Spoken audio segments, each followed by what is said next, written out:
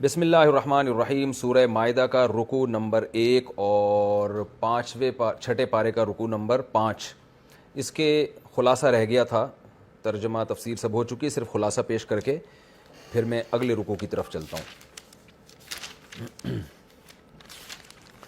پہلی بات، اس رکوع جو سورہ مائدہ کی ابتدا ہوتی ہے، معاہدوں کو پورا کرنے کا اللہ نے حکم دیا۔ آج مسلمان قوم کس قدر بدنام ہے ان معاملات میں۔ بہت سے لوگ، بہت سے مسلم کنٹری کہ لوگ مثالیں دیتے ہیں، بھئی گورا جو ایگریمنٹ کرتا ہے پورا کرتا ہے، مسلمان ایگریمنٹ کو پورا نہیں کرتا، حالانکہ یہ تو ہمارے مذہب کا حصہ ہے۔ سورہ مائدہ کی ابتدا ہی اللہ اس سے کر رہے ہیں کہ معاہدوں کو پورا کیا کرو۔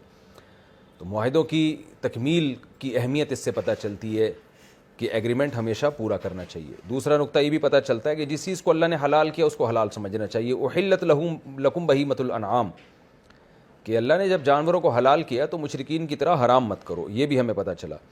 تیسری نقطے کی بات ہمیں یہ پتہ چلی کہ بھئی شاعر اسلام کی توہین بہت بڑا جرم ہے۔ یا ایھا الذین آمنوا لا تحلوا شعائر اللہ ولا الشہر الحرام ولا الہدی ولا القلائد، یہ سب شاعر اسلام ہیں۔ تو شاعر اسلام میں بیت اللہ کی تعظیم ہے، بزرگوں کی تعظیم ہے، اور یعنی مذہب کی بیس پہ جس کی بھی تعظیم کی جائے گی، علماء کی تعظیم، یہ بھی شاعر اسلام میں سے ہیں، کیونکہ علماء بھی ایک اسلام کی علامت اور پہچان ہوتے ہیں۔ تو آج جو ہے نا لوگ بے ادب بدتمیز ہو چکے ہیں، ذرا سی باتوں پہ ذرا سا اختلاف ہوگا تو اس اختلاف میں حدود کراس کر کے بدتمیزی والے لہجے سے سامنے والے کا مذاق اڑانا شروع کر دیتے ہیں، حالانکہ وہ سامنے والی بڑی شخصیت ہوتی ہے، سامنے والا جو ہے وہ بڑی شخصیت ہوتی ہے، اس کا بڑا مقام ہوتا ہے۔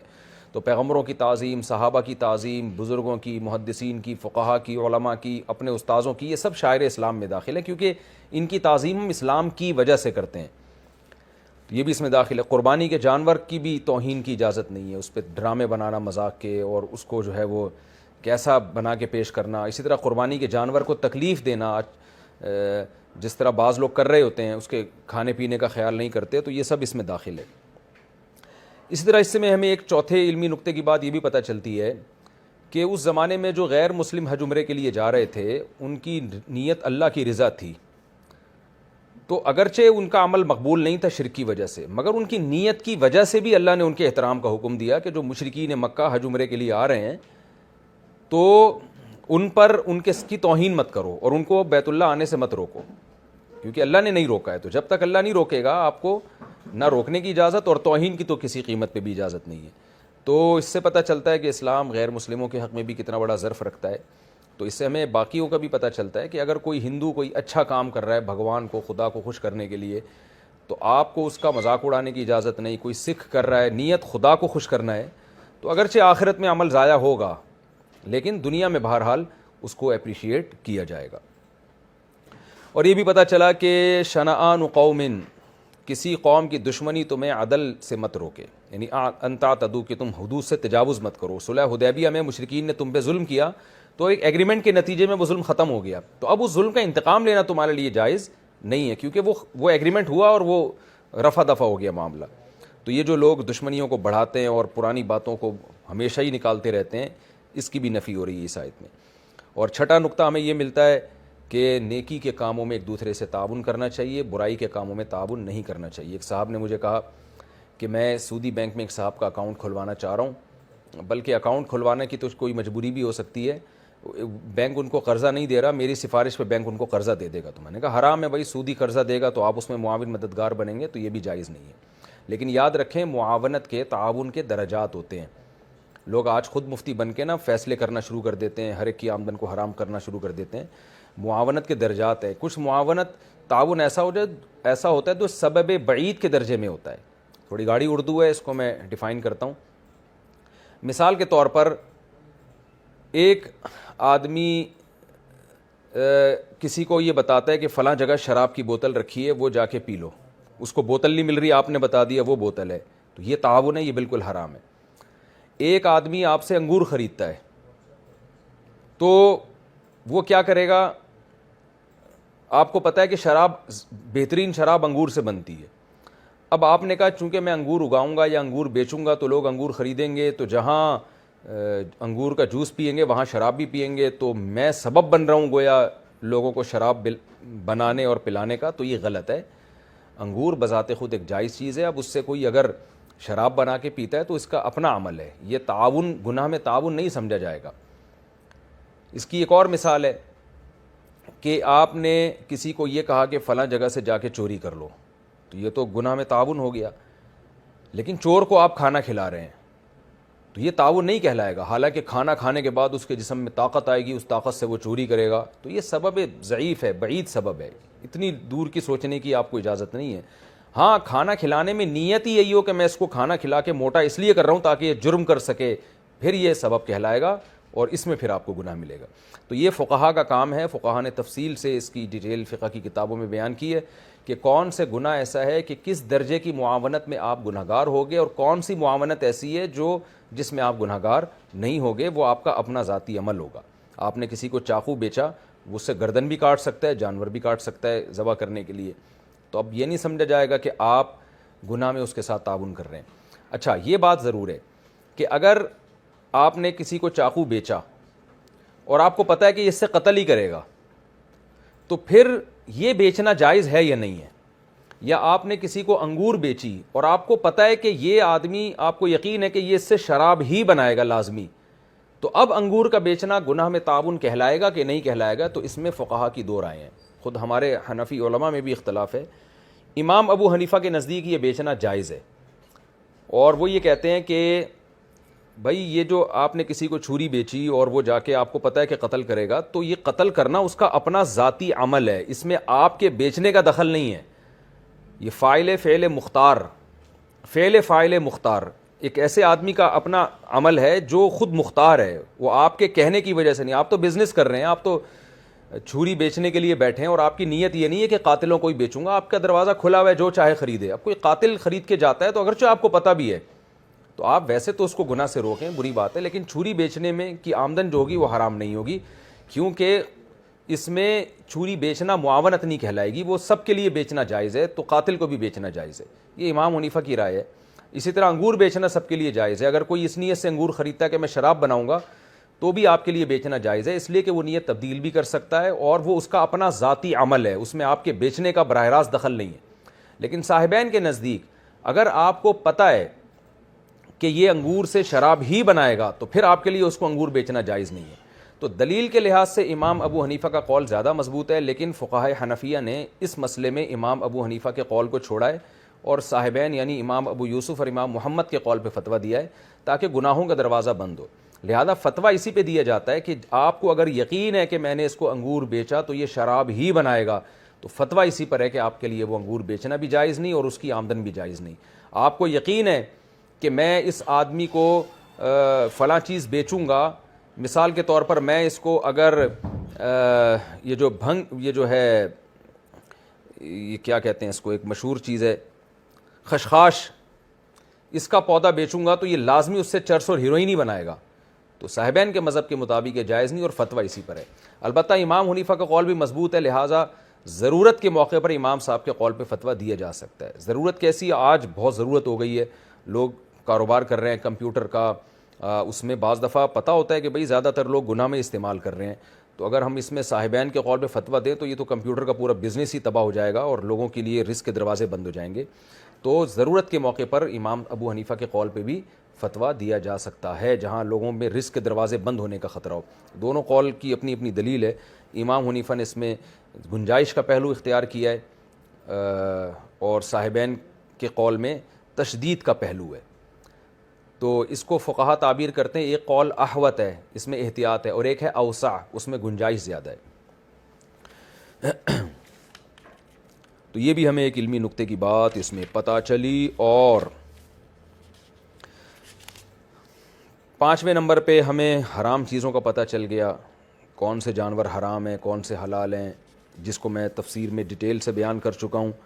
اور کتے کا شکار بھی حلال ہے, باز کا شکار بھی حلال ہے, یہ بھی بڑے مزے کی بات ہمیں پتہ چلی. اور سب سے زیادہ مزے کی بات جو پتہ چلی ہمیں اس میں, یہود و نصارہ کی عورتوں سے نکاح بھی حلال ہے. اور اللہ نے فرمایا جیسے تمہارے لیے اپنی مسلمان عورتوں سے نکاح حلال ہے, بالکل اسی طرح سے یہودی اور عیسائی عورت سے نکاح بھی حلال ہے. تو یہ خوب سمجھ لیں, یہ حلال تو ہے بالکل, اس میں کوئی کراہت نہیں ہے.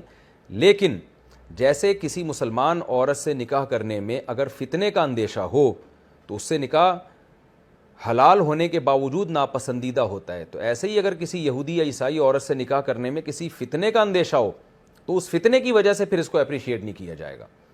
جیسے یورپ میں کوئی کسی انگریز سے شادی کرے اور اس کو ڈر ہو کہ میرے بچے جو ہیں وہ چرچ جائیں گے کل, ماں کے تابع ہوں گے, تو پھر یہ بالکل حرام ہے ایک عارضے کی وجہ سے. یہی وجہ ہے کہ حضرت عمر رضی اللہ تعالیٰ عنہ صحابہ کو منع کرتے تھے یہود و نصارہ کی عورتوں سے نکاح نہ کریں, خطوط بھیجتے تھے. صحابہ جب اشکال کرتے کہ یہ تو حلال ہے آپ کیسے حرام کر رہے ہیں, انہوں نے فرمایا کہ میں حرام نہیں کر رہا, بلکہ ہمیں ڈر ہے کہ یہ زانیہ فاحشہ عورتیں نہ ہوں, کیونکہ بہت سی پاک دامن نہیں ہوتی تھیں, تو اس طرح کی عورتیں جب آپ کے خاندان میں آئیں گی آپ کی نسل خراب ہونے کا خطرہ ہے. تو جیسے آپ کسی مسلمان عورت جو فاحشہ ہو اور بری ہو اور بے پردہ ہو تو اس سے بھی منع کیا جاتا ہے کہ بھئی اس سے نکاح مت کرو, خاندان تباہ ہو جائے گا. تو ایک عارضے کی وجہ سے منع کیا جاتا ہے, وہ اس لیے نہیں کہ اس سے نکاح کو ہم حرام سمجھ رہے ہیں. جیسے والد بھی مشورہ دے رہے ہوتے ہیں وہاں شادی کرو وہاں نہیں کرو, وہ خاندانی ہے وہ غیر خاندانی, ابے تو کس سے شادی کر رہا ہے, اس سے تو ہماری نسل ہی برباد ہو جائے گی. تو یہ مشورے اس آیت کے خلاف نہیں ہیں. تو اسی وجہ سے ہم کہتے ہیں کہ یورپ امریکہ میں جو لوگ رہتے ہیں وہاں کسی گوری سے نکاح کرنے سے پہلے 100 دفعہ سوچیں, چند باتوں کا اہتمام کریں. نمبر 1, آپ نے اس سے یہ ایگریمنٹ کرنا ہے کہ میرے بچے مسلمان ہوں گے, کیونکہ اس میں بچے باپ کے تابع ہوتے ہیں, وہ مسلمان ہی ہوں گے, ان بچوں کو چرچ جانے کی قطعاً اجازت نہیں ہوگی. ایک ایگریمنٹ یہ. نمبر 2, میں تمہاری مذہبی رسومات میں کسی قیمت میں شرکت نہیں کروں گا, چرچ نہیں جاؤں گا عبادت کے لیے تمہارے ساتھ, ٹھیک ہے, تم اپنے مذہب پہ چلو میں اپنے مذہب پہ. تیسری بات, بیوی کا وراثت میں حصہ نہیں ہوگا. شوہر اگر مرے گا تو عیسائی یا یہودی عورت اس کی بیوی ہو تو اس کا وراثت میں حصہ نہیں ہوتا. اسی طرح بیوی مرے گی تو شوہر کو وراثت نہیں ملتی اس کی, کیونکہ غیر مسلم اور مسلم کی آپس میں وراثت ڈیوائیڈ نہیں ہوتی. چوتھی بات کہ آپ کو یہ پورا اطمینان ہو کہ میرے بچوں کو یہ خراب نہیں کر دے گی, کیونکہ ایسے واقعات بہت ہوئے ہیں. پھر مرد رو رہا ہوتا ہے کہ بچے جب عیسائی بن رہے ہیں یہودی بن رہے ہوتے ہیں, باپ رو رہا ہوتا ہے.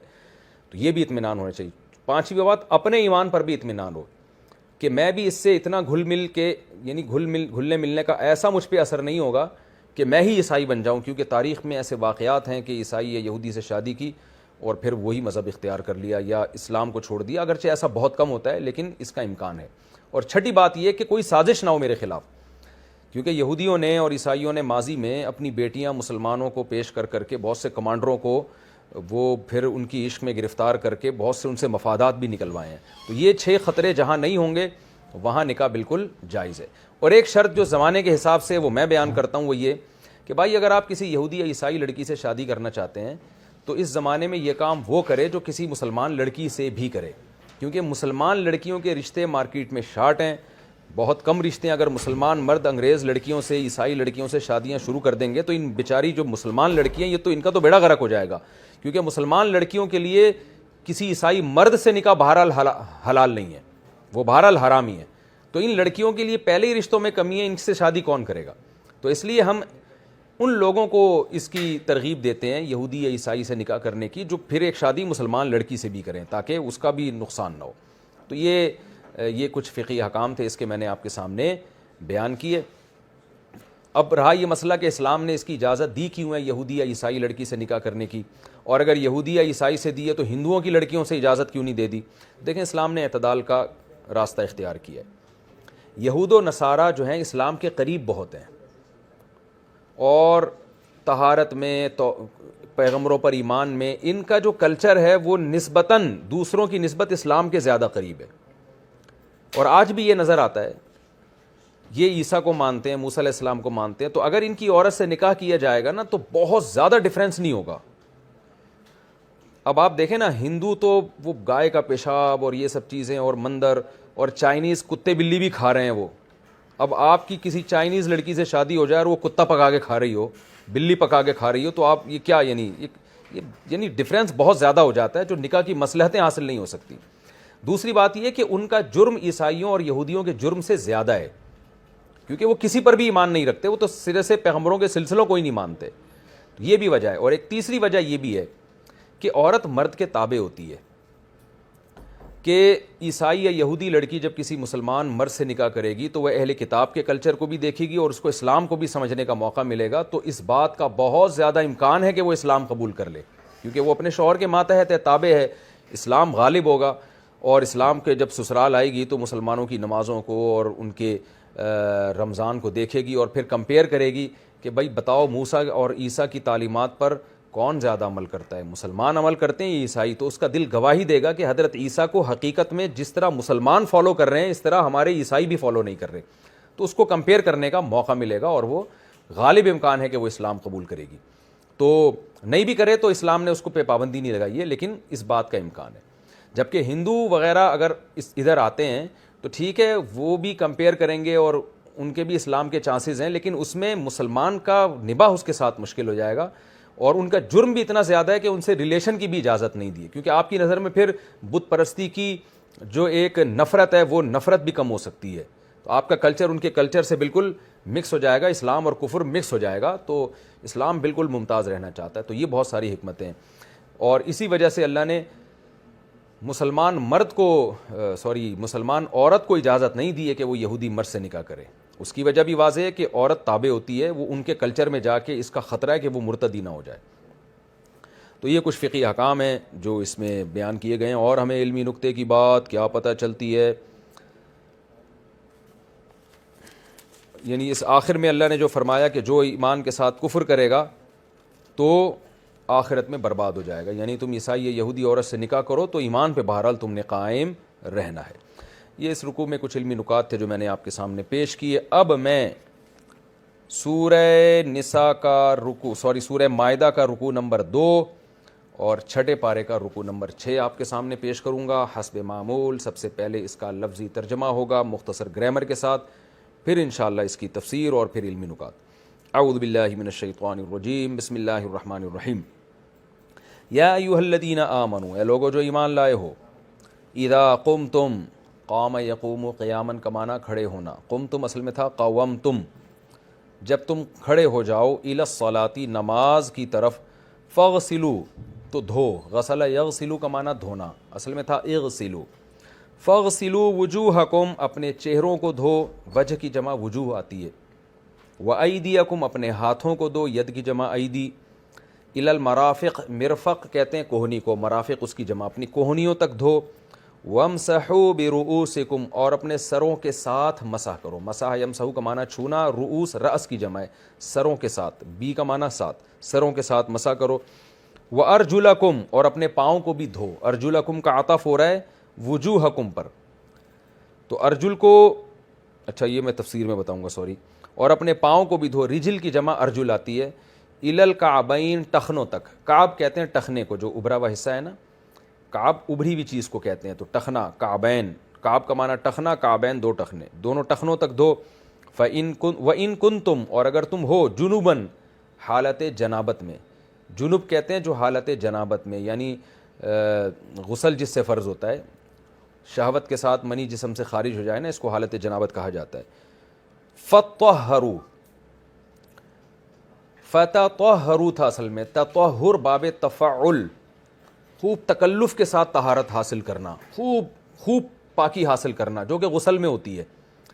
تو تطہروا کو بنا دیا شروع میں جو ہے نا اطہروا، یعنی یہ قانون کے تحت جو ہے نا شروع میں تا بعض دفعہ گر جاتی ہے کیونکہ تا کے بعد توئیں آ رہا ہے، دونوں ایک جیسے مخرج ہے اس کا، تو اس لیے فتطہروا کو فتطہروا بنا دیا، الف سائلنٹ ہو گیا.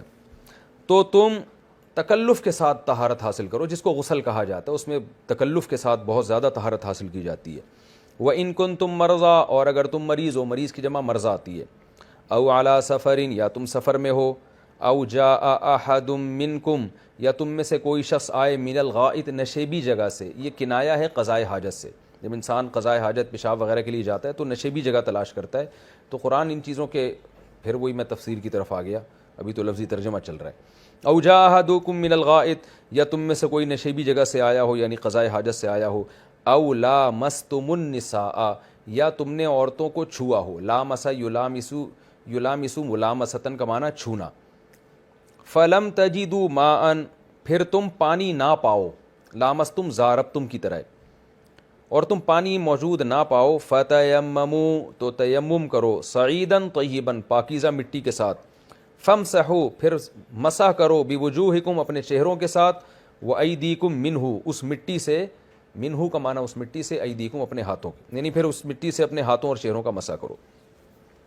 ما یرید اللہ، اللہ نہیں ارادہ کرتا، لیجعل علیکم کہ بنا دے وہ تم پر، من حرج کوئی بھی تنگی، اللہ تم پہ تنگی کا ارادہ نہیں کرتا یہ حکام دے کے، ولیکن لیکن یریدو اللہ چاہتا ہے، لیطہرکم، طہر یطہر تطہیرا پاک صاف کر دینا، اللہ چاہتا ہے تمہیں نیٹ کلین کر دے، پاک صاف کر دے، ولیتم اور چاہتا ہے کہ لیتم تاکہ تمام کر دے، یتم اصل میں تھا یتمیما، اتمما یتممو اتماما باب افعال سے، مکمل کر دے، کمپلیٹ کر دے، نعمتہ اپنی نعمت علیکم تم پر، لعلکم تشکرون شاید کہ تم شکر گزار بن جاؤ، وَاذْكُرُوا اور یاد کرو نعمت اللہ علیکم اللہ کی اس نعمت کو جو تم پر ہوئی تھی، وَمِيثَاقَهُ اور اللہ کے اس مضبوط ایگریمنٹ کو، الذی وہ ایگریمنٹ، وَاثَقَكُم بِهِ واثق یواثق مواثقتاً، فاعل یفاعل مفاعلتاً، ضارب یضارب مضاربتاً کی طرح،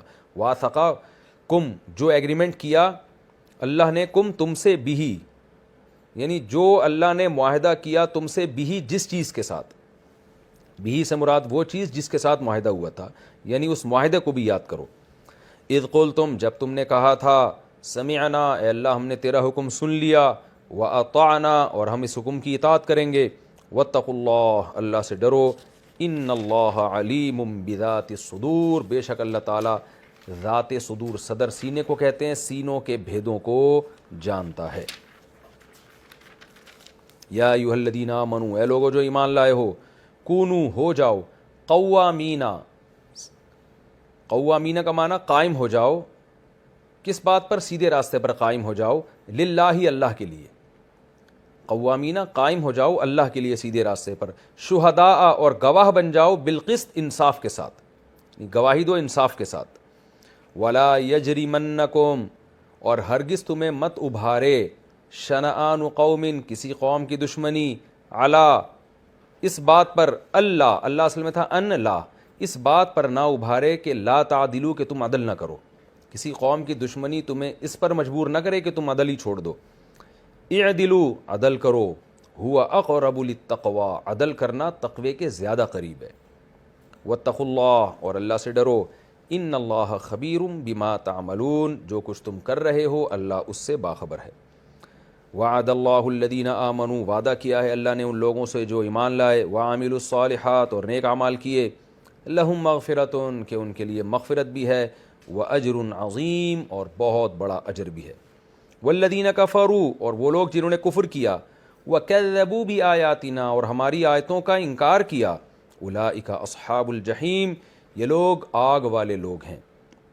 یا ایھا الذین آمنوا اے لوگو جو ایمان لائے ہو، اذکروا نعمت اللہ علیکم اللہ کی اس نعمت کو یاد کرو جو تم پر ہوئی، وہ کون سی نعمت ہے؟ اذ ہم جب ارادہ کیا تھا، ہم یہم کا معنی ہوتا ہے ارادہ کرنا، اسی سے نکلا اہتمام، کہتے ہیں نا میں نے بڑے اہتمام سے یہ کام کیا، یعنی بڑا ارادہ کر کے، خوب سوچ بچار کے، بڑی تسلی سے جو ہے نا اپنی توجہ کو اس کی طرف مرکوز کر کے، تو ہم قوم جب ایک قوم نے ارادہ کیا تھا، ان یبسطوا بسطا یبسطوا کا معنی پھیلانا، جیسے قرآن میں آتا ہے نا یبسط الرزق لمن یشاء، تو اس قوم نے ارادہ کیا تھا کہ الیکم کہ پھیلا دے گی وہ تمہاری طرف، ایدیہم اپنے ہاتھوں کو، یعنی اپنے ہاتھ تمہاری طرف پھیلا دیے تھے اس نے، فکفا تو روک لیا اللہ نے، کفا یکفو اصل میں تھا کافا یکففو، تو روک لیا اللہ نے، ایدیہم ان کے ہاتھوں کو، عنکم تم سے دور کر دیا اللہ نے، واتقوا اللہ اللہ سے ڈرو، وعلی اللہ فلیتوکل المؤمنون اور اللہ ہی پر چاہیے کہ ایمان والے لوگ توکل کریں، فلیتوکل اصل میں تھا فلیتوکل۔ یہ تو اس رکوع کا لفظی ترجمہ ہو گیا مختصر گرامر کے ساتھ، اب ہم انشاءاللہ اس کی تفسیر کی طرف چلتے ہیں۔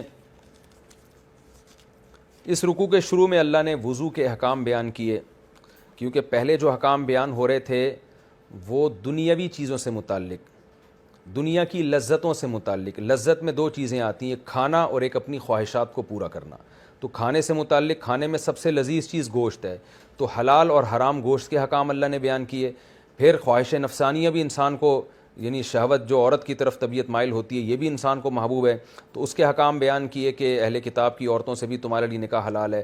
اب ہماری جو روحانی ضرورت ہے اس کے بارے میں فقہی حکام دیے جا رہے ہیں جس کو عبادت کہا جاتا ہے، تو عبادت سے متعلق احکام کہ نماز تمہارے لیے اس وقت تک حلال نہیں ہوگی جب تک کہ تم وضو نہیں کر لیتے۔ اے ایمان والو جب تم نماز کے لیے کھڑے ہو، یہاں فعل بول کر ارادہ فعل مراد ہے۔ میں نے بتایا تھا نا، کبھی فعل بولا جاتا ہے تو ارادہ فعل ہوتا ہے، کبھی فعل بول کر دعوی فعل مراد ہوتا ہے۔ جیسے قرآن میں آتا ہے کہ لما تقولون ما لا تفعلون، جو کام تم کرتے نہیں ہو اس کو بولتے کیوں ہو، کیا مطلب اس کے کرنے کا دعویٰ کیوں کرتے ہو۔ تو یہاں بھی ہے اذا قمتم، جب تم کھڑے ہو جاؤ، کیا مطلب جب تم کھڑے ہونے کا ارادہ کر لو۔ تو ایمان والو جب تم نماز کے لیے کھڑے ہونے کا ارادہ کرو، فاغسلوا وجوہکم، تو اپنے چہروں کو دھو اور اپنے ہاتھوں کو کوہنیوں تک دھو، اپنے سروں کا مسح کرو اور اپنے پاؤں کو دھو کعبین تک، ٹخنوں تک۔ یہ 4 فرائض وضو کے بیان کیے گئے ہیں کہ کم سے کم ان 4 اعضاء کا دھونا ضروری ہے۔ اور حدیثوں میں کچھ اور بھی اضافہ آیا ہے کہ آپ صلی اللہ علیہ وسلم قلی بھی کیا کرتے تھے، ناک میں پانی بھی ڈالا کرتے تھے 3 دفعہ۔ اور اس میں جو بتایا گیا وَامْسَحُوا بِرُؤُوسِكُمْ، اپنے سروں سے مسح کرو، تو یہ سے کے لفظ سے پتہ چل رہا ہے کہ پورا سر مسح کرنا ضروری نہیں ہے، سر کے کچھ حصے کو بھی اگر آپ نے ہاتھ لگا دیا تو مسح ہو جائے گا۔ تو اس آیت کی تفسیر میں اب کتنا وضو کے ارکان لازم ہیں، کتنے مستحب ہیں، فقہا کا اختلاف ہے۔ امام شافعی اور امام احمد بن حنبل کے نزدیک قلی کرنا اور ناک میں پانی ڈالنا بھی ضروری ہے۔ وہ کہہ رہے ہیں منہ میں، جب وجہ کا جو لفظ قرآن میں آتا ہے نا، اس میں یہ جو چہرے کے اندر کا حصہ ہے یعنی زبان، یہ بھی اس میں داخل ہے۔ جبکہ امام حنیفہ کے نزدیک وجہ کہتے ہیں وہ چیز فیس کو کہتے ہیں، اور فیس اسے کہتے ہیں جو آپ کے سامنے آ رہا ہو۔ آپ کے جو ہونٹوں کے پیچھے کا حصہ ہے یا زبان وغیرہ وہ ہمیشہ سامنے نہیں آتی، تبھی لوگ کہتے ہیں نا میں نے اس کو فیس کیا، کیا مطلب بالکل چہرہ اس کے سامنے لے کر آیا۔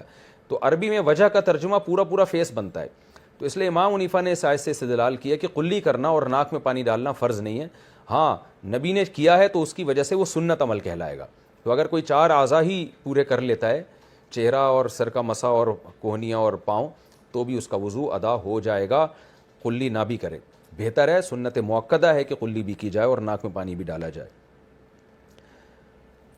تو میں اس کے تھوڑے سے فقہی احکام بیان کر دیتا ہوں۔ امام ابو حنیفہ کے نزدیک وضو میں 4 اعضاء فرض ہیں، یہ اگر کر لیے جائیں تو نماز ادا ہو جائے گی۔ قلی کرنا، ناک میں پانی ڈالنا یہ ضروری نہیں ہے، سنت مؤکدہ ہے۔ اور امام احمد بن حنبل کے نزدیک قلی کرنا اور ناک میں پانی ڈالنا ضروری ہے۔ غسل میں امام شافعی کے نزدیک جیسے وضو میں، اچھا امام شافعی بھی اس مسئلے میں امام حنیفہ کے ساتھ ہیں کہ ناک میں پانی اور قلی ضروری نہیں ہے، لیکن امام شافعی کے نزدیک جیسے وضو میں ناک میں پانی اور قلی ضروری نہیں ہے، ایسے ہی غسل میں بھی ضروری نہیں ہے۔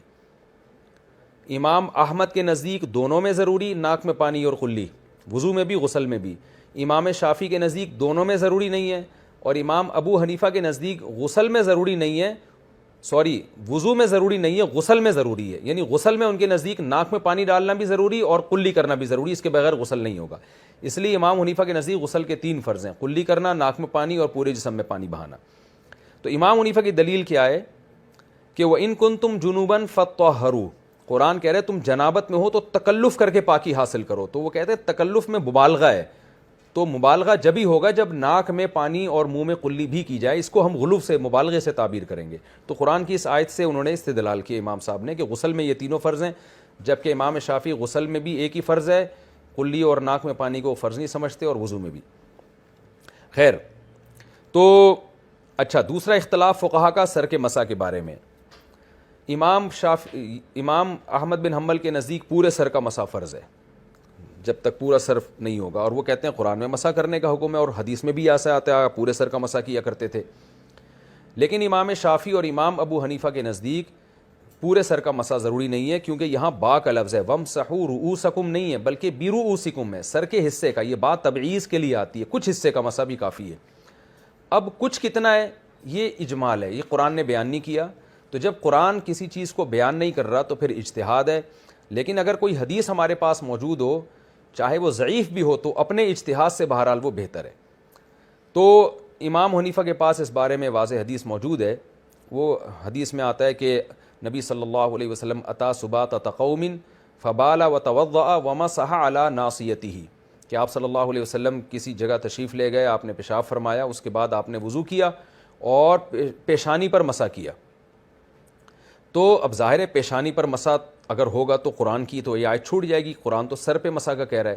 تو ہم یہ کہتے ہیں کہ وہاں پیشانی سے مراد پیشانی کی مقدار ہے، صحابی نے کی مراد یہ تھی کہ پیشانی کے بقدر جو سر کا حصہ ہے نا، اتنا حصہ جو پیشانی کے برابر ہو اس پہ مسح کیا. عربی میں چیزیں محذوف ہوتی ہیں، اردو میں بھی ہوتی ہیں. جیسے ہم کہتے ہیں گاڑی پنچر ہو گئی، مراد گاڑی کا ٹائر پنچر ہوا، تو علی ناصیتی کا مطلب علی مقدار ناصیتی، کیونکہ پیشانی پر مسح تو کسی کے نزدیک بھی جائز نہیں ہے، قرآن کے خلاف ہو جائے گا یہ. تو اب پیشانی جو ہے نا یہ سر کا چوتھائی حصہ بنتی ہے، اور ویسے بھی کسی چیز کا 1/4 سے کم اگر آپ جائیں گے تو وہ اس چیز کا ایسا حصہ بن جائے گا جو نہ ہونے کے برابر ہوگا. کبھی 1/3 کسی چیز کا ایک بڑا حصہ ہوتا ہے، کبھی 1/4 ہوتا ہے. تو اس بیس پر امام حنیفہ کا قول یہ ہے کہ سر کے چوتھائی حصے کا بھی اگر کوئی مسح کر لیتا ہے 1/4 کا تو فرض ادا ہو جائے گا. لیکن سنت مؤکدہ یہی ہے کہ پورے سر کا مسح کرے، جیسے کہ آپ صلی اللہ علیہ وسلم کا معمول تھا. اور امام شافعی کہتے ہیں کہ قرآن میں بعض سر کا مسح کا حکم ہے، تو ایک بال کا بھی مسح ہو گیا نا تو وہ باز سر ہی کہلائے گا. لیکن حنفیہ کی طرف سے، امام حنیفہ کی طرف سے اس کا جواب یہ ہے کہ بھئی بعض سر تو ہے، ایک بال پہ آپ مسح کر لیں تو سر کا بعض حصہ تو وہ ہو گیا، لیکن یہ اتنا بعض ہے جتنا قرآن نے حکم دیا یہ ہمیں نہیں پتا. یہ بعض کتنا ہے یہ مقدار مجمل ہے، مبہم ہے. تو حدیث میں اس کی تفسیر ہے، تو ہم حدیث کو بطور تفسیر کے لے کے 1/4 سر کے مسح کو لازم قرار دیں گے. بہرحال یہ فقہ کا اختلاف ہے، جو جس فقہ کو فالو کر رہا ہے اس بھی عمل کر سکتا ہے وہ.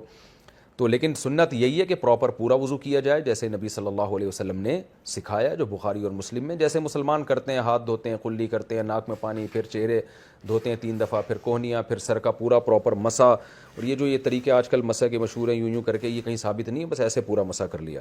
تو اس طرح بھی ثابت ہے، یوں کیا جائے یہ بھی ثابت ہے، دوبارہ بھی واپس لایا جائے، دونوں طرح سے ثابت ہے مسح. وَأَرْجُلَكُمْ إِلَى الْكَعْبَيْنِ، اور پاؤں دھو ٹخنوں تک. تو پاؤں کا دھونا بھی لازم ہے، پاؤں دھوئے بغیر نماز نہیں ہوتی. وَإِن كُنتُمْ جُنُوبًا، آگے اللہ نے جنابت کے حکام بیان کیے کہ یہ تو جب تھا جب تم میں سے کوئی قضائے حاجت سے آئے، لیکن اگر غسل فرض ہو جائے تو کیا کرنا ہے؟ جنابت کی حالت میں ہو تو پھر وضو نہیں ہے بلکہ نماز سے پہلے آپ کو غسل کرنا پڑے گا. اگر تم جنابت میں ہو فطہروا، تو خوب طہارت حاصل کرو، جس کو غسل سے تعبیر کیا گیا ہے، حدیث میں اس کی تشریح آتی ہے. اب آگے تیمم کی آیات ہیں. وَإِن كُنتُم مَرْضَىٰ، اگر تم مریض ہو یا سفر میں ہو، یا تم میں سے کوئی شخص قضائے حاجت سے آیا ہو، یا تم میں سے کسی نے عورت کو چھوا ہو، تو اور تمہیں پانی نہ ملے، تو ایسی کنڈیشن میں تم پاکیزہ مٹی سے تیمم کرو. تیمم کا حکم پہلے بھی گزر چکا ہے، دوبارہ بھی آ رہا ہے. اس کی وجہ یہ ہے کہ پہلے تو تیمم کا حکم اس لیے بیان کیا گیا تھا کہ تیمم کو مقصود بنا کے کہ شریعت میں پانی نہ ملے تو یہ حکم ہے. اب تیمم کا حکم ضمناً ہے. ضمناً کا مطلب آگے اللہ تعالیٰ مسلمانوں کو بتا رہے ہیں کہ اللہ تمہیں جو وضو کے احکام دے رہا ہے تو تمہیں پاک کرنا مقصد ہے، تنگی میں ڈالنا مقصد نہیں ہے. تو تیمم بھی چونکہ وضو کا خلیفہ ہے، تو نعمت کو کمپلیٹلی بیان کرنے کے لیے اللہ نے اس تیمم کی آیت کو دوبارہ ذکر کر دیا یہاں پہ. یعنی کیونکہ آگے پھر قرآن میں آ رہا ہے نا کہ اللہ تمہیں تنگی میں نہیں ڈالنا چاہتا، اللہ تمہیں پاک صاف کرنا چاہتا ہے. تو یہ یعنی طہارت کے احکام تمہیں تفصیل سے دے کے تمہیں پاک کرنا چاہ رہا ہے. تو اس تفصیل کی وجہ سے دوبارہ سے تیمم کی آیتوں کو ریپیٹ کیا گیا کہ اتنا پاک کرنا چاہتا ہے کہ پانی نہ ملے تو بھی تمہیں ایسا ہی نہیں چھوڑا اس نے، بلکہ تیمم کو پانی کا قائم مقام قرار دے کے تمہیں وہ پاک فرض کر لیتا ہے اسے. تو یہ ضمناً یہ آیت دوبارہ ریپیٹ کی جا رہی ہے تاکہ اللہ کی نعمت کا تمام ہونا اپنے بندوں پر یہ واضح ہو جائے. فرمایا اگر تم نے عورتوں کو چھوا اور تمہیں پانی نہ ملے تو تیمم کرو. یعنی جن چیزوں سے وضو ٹوٹتا ہے انہی چیزوں سے تیمم بھی واجب ہوتا ہے. فرق صرف اتنا ہے کہ تیمم جب ہوگا جب پانی نہ ہو، اور اگر پانی موجود ہو تو تیمم جائز نہیں ہے. تو غسل کے لیے بھی وہی تیمم ہے جو وضو کے لیے تیمم ہے. فرق صرف نیت کا ہے کہ اگر آپ غسل کے لیے تیمم کریں گے تو نیت غسل کی کریں گے، اور اگر آپ وضو کے لیے تیمم کریں گے تو نیت وضو کی کریں گے. طریقہ ایک ہی ہے. وہ طریقہ کیا ہے اللہ نے بیان کیا، فَامْسَحُوا بِوُجُوهِكُمْ وَأَيْدِيكُمْ مِنْهُ، اپنے چہروں اور ہاتھوں کو مسح کرو اس سے. تیمم کا طریقہ دوبارہ بتا دیتا ہوں.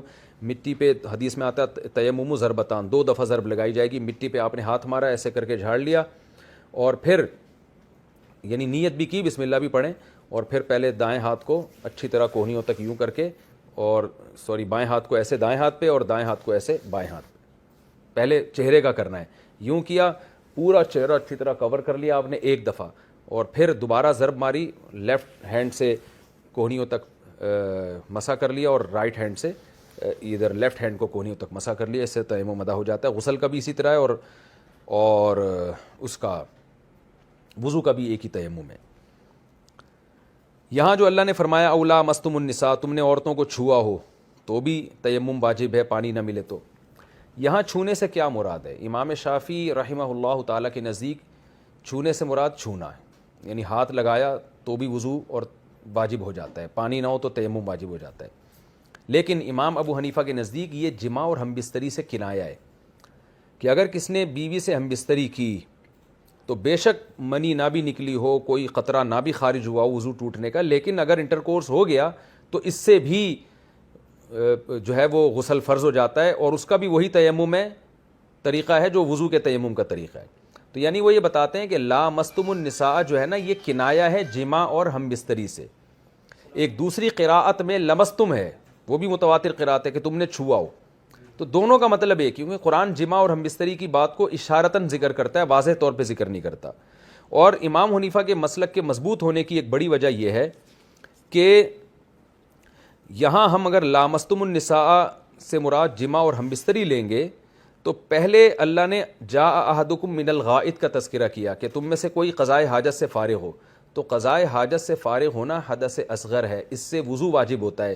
اور لامستم النساء سے اگر ہم جماع مراد نہیں لیں گے اور ہم اس سے مراد یہ لیں گے کہ عورت کو ہاتھ لگانا ہے، تو امام شافعی کے نزدیک عورت کو ہاتھ لگانے سے غسل فرض نہیں ہوتا بلکہ وضو فرض ہوتا ہے، اور وضو نہ ہو تو تیمم ہوگا۔ تو پھر یہاں بھی حدث اصغر ہی مراد ہوگا، تو پھر یہ آیت غسل کے حکام کو بیان نہیں کرے گی۔ تو ہم اگر لامستم النساء سے جماع مراد لیتے ہیں تو اس سے پتہ چلتا ہے کہ او جاء احدکم من الغائط سے مراد ہے وہ چیزیں جو وضو کو واجب کرتی ہیں، لامستم النساء سے مراد ہے وہ چیزیں جو غسل کو واجب کرتی ہیں۔ تو دونوں کے تیمم اللہ نے پھر بیان کر دیا، تو آیت میں پھر تکرار نہیں ہوگا۔ یہ بھی ایک قرینہ ہے جن کی یعنی فقہی حکام ہے، اگر میں بہت ڈیٹیل میں جا کے سمجھاؤں گا تو بہت زیادہ لمبا لیکچر ہو جائے گا۔ تو خیر یہ آپ کو میں نے ہلکا پھلکا دونوں کے دلائل کا خلاصہ آپ کے سامنے پیش کر دیا۔ اور ویسے بھی بخاری مسلم کی صحیح احادیث ہیں کہ حضرت عائشہ رضی اللہ تعالیٰ عنہ فرماتی ہیں نبی نماز کے دوران میرے پاؤں پہ ہاتھ لگاتے تھے، میں اپنے پاؤں کو سمیٹ لیتی تھی، پھر آپ سجدہ کرتے تھے۔ تو یہ بھی حنفیہ کے مسلک کی مضبوط دلیل ہے کہ عورت کو ہاتھ لگانے سے وضو نہیں ٹوٹتا۔ امام شافعی کے بہرحال اپنے دلائل ہیں جن میں ان کی نظر میں مضبوط دلیل یہ ہے۔ فَتَيَمَّمُوا صَعِيدًا طَيِّبًا فَامْسَحُوا بِوُجُوهِكُمْ وَأَيْدِيكُمْ مِنْهُ۔ اب اللہ نے چونکہ غسل کے احکام دیے کہ غسل بھی کرو اس صورت میں اور وضو بھی کرو، یہ نہ ملے تو تیمم کرو، انسان پریشان ہو گیا، اللہ نماز تو دن میں 5 دفعہ ہے، 5 دفعہ میں غسل بھی کروں اور کپڑوں کو بھی پاک رکھوں جو نماز کے حکام ہیں، تو یہ تو بڑی ایک ٹینشن والا دین ہے، بڑی ٹینشن والا مذہب ہے۔ اور غسل فرض ہو جائے، اب سفر میں انسان ہوتا ہے، احتلام ہو جاتا ہے، اس کو نہانا پڑتا ہے فجر کی نماز سے پہلے، تو یہ تو بڑی ٹینشن والی بات ہے، بہت مشکل دین ہے۔ تو اللہ نے فرمایا ما یرید اللہ لیجعل علیکم من حرج، دیکھو اللہ یہ نہیں چاہتا کہ تمہیں حرج میں تنگی میں ڈالے، ٹینشن میں ڈالنے کا ارادہ نہیں ہے اللہ کا، لیکن یریدو اللہ یہ چاہتا ہے لیطہرکم کہ تم کو پاک صاف رکھے۔ مسلمان قوم نیٹ کلین ہونی چاہیے، پاک صاف ہونی چاہیے، گندگیوں سے دور ہونی چاہیے۔ تو اب اس کے لیے تو کچھ نہ کچھ ٹینشن اٹھانی پڑے گی۔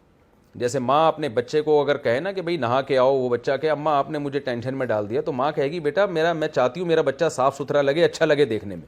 تو اللہ طہارت چاہتا ہے، طہارت کو پسند کرتا ہے۔